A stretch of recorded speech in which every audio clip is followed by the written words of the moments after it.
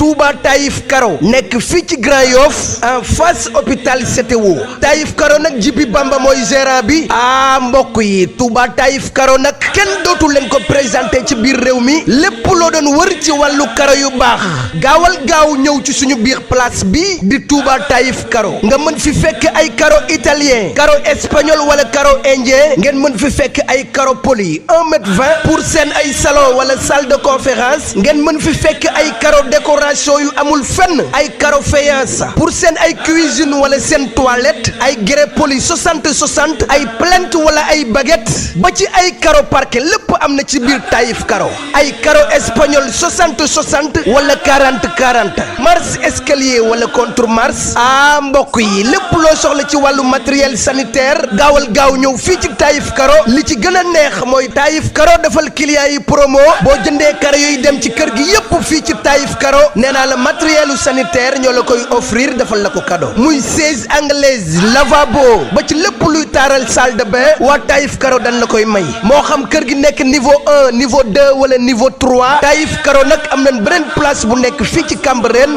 sama mbokk yi yéen ñi nekk ci diaspora bi am seeni sànca fii ci Sénégal bëgg a karole seen kër ba mu mucc ayib adresse bi fii dong la ci Touba Taïf Karo gaawal jël suñu numéro téléphone 77 745 76 88 wala 76 923 33 85 ak Touba Taïf Karo ñooy number 1 ci wàllu jaay karo. ci combat Eumeu Sène Sa Thiès ñu gis ni le 5 mai la. ñëw na ba pare. waaw ñëw la 5 mai la ñëw na ba pare. ñu gis Eumeu Sène carrière bu énorme bi mu def. ak Sa Thiès trajet bi mu jaar ak jóge ci yéeg rëg-rëg bu yàggul. ak façon bi mu bëreeg rëg-rëg. war a ñëw jàkkaarloo ku ñu wax Eumeu Sène avec beaucoup d' expérience beaucoup de vécu. xëy na am na tolof ci Tapha Tine mais Eumeu Sène c' est toujours un lutteur à craindre. donc ma bëggoon rek. nga wax ma techniquement ci aspect combat yi aspect ñaari mbër yi ak combat bi nan la war a mën a dérouler logiquement. déjà rek combat bu ma jógee nii rek genre boobu moo fi nekk rek li ñu naan grand contre petit waaye kenn nekk ci petit nag ndax fanweeri at boo ko laqee moom dañ lay woowee petit rek ci expérience dañ laa jiitu kii jiitu sa morom ñëpp ay ma ko jëmm lañu mais carrière yi ñoo bokkul ba pare valeurs yi bokkuñu ku nekk xam ne la valeur de Eumeu Sène moo ëpp la valeur de Sa Thiès mooy li ñuy wax la outsider bi Sa Thiès dafa war a jagal bakkanam pour mu jël ndam li ci ay façon yu bari nag benn mooy war na la cour des grands bii nga xamante ne mosagu koo ñam yaakaar naa mosagu bëri benn gars yi dugg ci dernier carré bi occasion war na ca dugg bu yàgg nag waaye nag xamoon boobu maa dañ ko freiné woon jubbantiwaat nag mu jubbanti ko waat nag ci jëmm joo xamante ne ku jubbanti ko ci moom rek kenn mënu la ci làmb ci muy rëg-rëg loolu nag chance bu rëy la pour mu bëre ki daan grand frère am ñaari yoon xool ma défi bi Sa Thiès am Sa Thiès c'est un combat bu 10 moo nekk ci loxo ma daan sa mag ñaari yoon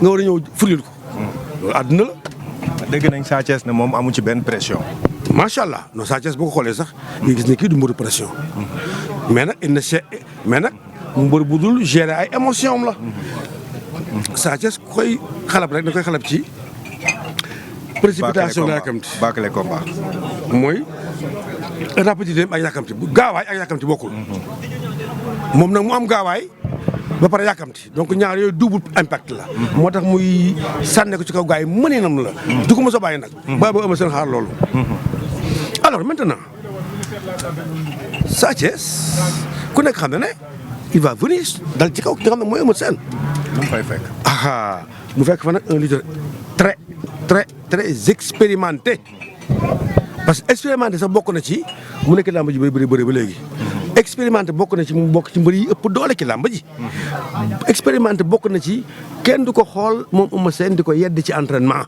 amul mën nga yedd beneen mbër bu la neex musul ñëw ci combat ñu ne cam ñun accam donc dans la vie normale aussi il est bien mais nag feeling bi mu am ak nangu bu mu nangu fekk nit daan ko ñaari yoon ci benn kër nga wàññee ko may rakam chance loolu mbëri koy def du ñu bari dañ naan la bul bëreeg moom daan nga ma xam ñaari yoon daan mais moom c'est un lutteur naturellement. man Eumeu Sène laa doon njëkk a séntu ci mbër yi mu ñëw ci làmb toog ci tribune bi ba bëre jot mu wàcc ngemb comme mbapat bëri ji daan tamit yoonam. fekke naa nga arbitre. gu moon un grand champion. ëmma sax jour boobu ñëw na dëkk ma yooyu. def yëfu mbër. yàgg na. et anecdote la loolu. donc ëmma dama koy woowee l'artiste. mbër bu mën a song te boo ko songee mu bëre. ganu sax la gënoon Eumeu Sène mooy ñu koy song. waaye comme que taay ba bariwul. gars yi njool yi bëreeg moom dañuy taxaw duñ ko song. mooy force gi di leen song. loolu sax moo xaw a taqal ay détails am tuuti mais sinon Eumeu Sène mbër bu jóg song ji ko. combat bi xalaat nga ci mu am xeex. jóg song ji ko de dama ne Eumeu Sène song ko erreur la. te kii di Sa Thiès na dem songi ko. te mëninam la. xalaat nga ni combat bi dina am xeex. waaw ñoom ñaar nag kenn du ci xeex kat il faut ñu gars yi xam loolu. xeex kat ñoom ñaar duñu ko. waaye ay xeexkat bërikat lañu. dañuy boole les deux. dañuy xeex di bëri. ku ci nekk nag tamit ay laaw ngay dóor. ñoo bokk kon xëy na ñoo bokk terrain bu ñu jàngee même ku leen boole ki leen jàngal su bokkul. mais alors comme que nag Sa Thiès bala moo dal sa kaw nag allure lay ñëwee ak ay kurpañam balaa jàppante di am. Eumeu Sène aussi même genre lay def. day jékki-jékki pétard ci kaw nit. donc ñaari mbër la yoo xamante ne damaa séntu ci ñoom nag salaamaaleykum ci kurpañ jàppante bëri. ci bëri daal lay jeex. man moom laa séntu ndax gisuma ci ñoom ñaar daal ku ci mosagum dóor mbër mu daanu sax mbaa nga dóor mbër mu xotteeku mbaa nga dóor mbër mu miir kay. parce que démb boo Ndiaye ëmm def na ko Tafatine loolu mu def Tafatine nag bu ko Sa Thiès jëlee nag moom. day tax mu yomb nag. macha allah te fa laay jaaree nag ne saraax ci diggante Gris Bordeaux ak Ama Baldé. ñu gis ni kat dama lay këf lu tax ma lay këf mooy. dama gis ne wax nga coach Kati Diop léegi. mu détaillé la ko A ba Z. te moom mooy coach Gris Bordeaux. man certainement beneen question laa lay laaj. beneen question par rapport moom li ma ko laaj mooy ci aspect combat bi. ok laa ko laaj. mais dama lay laaj yow ci aspect obligation yi. ak Fass fi mu toll actuellement soxla victoire. ñu gis ni vraiment c'est le tigre de Fass. te boobu ba léegi mi ngi ci làmb bàyyeegul. ñu gis ni wax dëgg yàlla combat bi dafa nekk combat boo xam ne mën naa ko wax combat de dernière chance. parce que il a eu beaucoup de chance. tey ma yaakaar ni tey combat bi Gris jël c'est un bon combat pour lui. et puis ni mu ko war a aborder. ak yan disposition ak dispositif la ci war a jël ba nga xam ne tous les chances seront avec lui. xam nga déjà rek wax nga wax ci gagner par force. donc gagner par force sës na ci miir bi. gagner par force.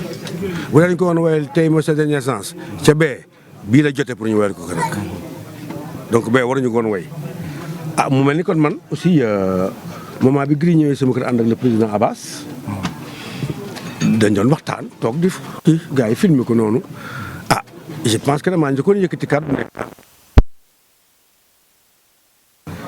ci bëri gën a neex a bëreel mel ni kon Modou Lo bu ñëwee doon na ko répété waat et gis na ci aussi preuve et cette fois-ci nag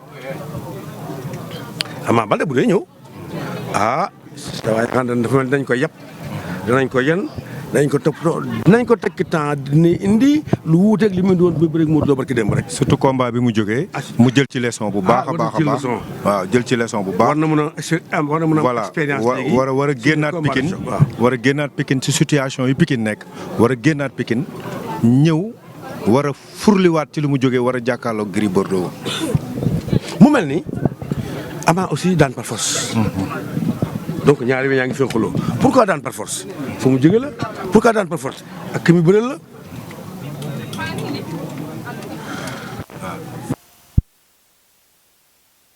ñu nekk ñaari droitier. te Gris dafa mën a droitier. non Gris mën na droitier mën na gaucher. mais bi mu ci gën a mënee mooy droitier comme moom. parce que droitier day mën a xeex ak yow mën la am na problème.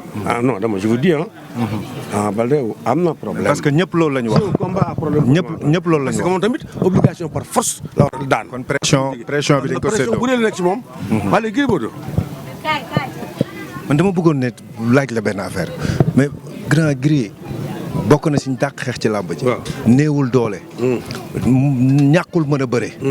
mais Gris la mooy problème am grand. xeexatul en fait la préparation physique d'un athlète wala préparation d'un combat day mat rek nga mën a doon li nga doon.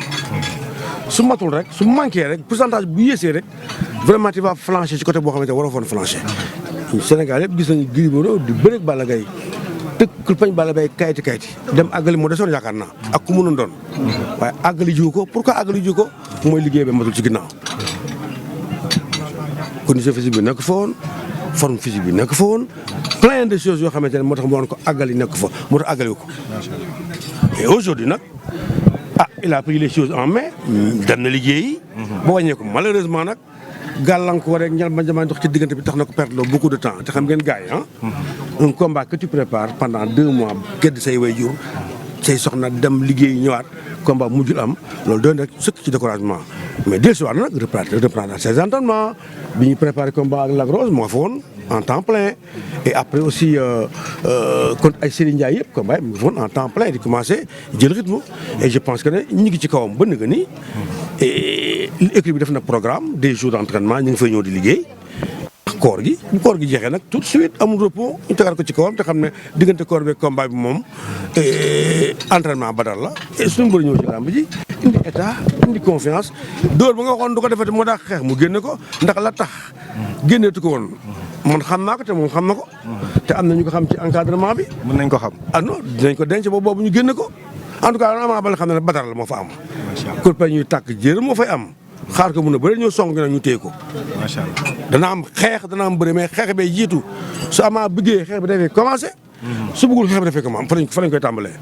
jërëjëf grand looy tàggoo. li may tàggoo mooy gërëm ñëpp sant ñëpp waxaat ñëpp jégalwaat ñëpp ci weeru koor bi te jégal ñëpp tamit. waaw di yàq aussi li nga xamante ne mooy suñu làmb ji lépp luñ ci naqat yi ndax ñun làmb c'est vrai dañ ko jox suñu lépp waaye lu ñu amit làmb ñëw delloo ñu ko. bu ñu amee succès c'est làmb. bu ñu amee weccit c'est làmb bu ñu nit ñi dee bëgg ba léegi mel nañ naan bëre c'est làmb donc nag suñu état bii di ñëw di bees nañu xool suñu làmb ji gën ñu ko defaraatal gën ko professionnaliser ba mbër yi dooni milliardaire ni footballkat yi. maanaam daal ñu tëgg ci projet. nañ ko tëgg pour projet bi de ci làmb ngay commencé. sport gi koy tëgg Sénégal ci làmb ngay commencé. amul benn sport. bu fi def lu gën dugub kon boog dañuy bàyyi xel suñu làmb yi ère bu bees bi ère de la jeunesse te làmb jeune moo koy def donc monsieur le président à vous pour la lutte. macha allah.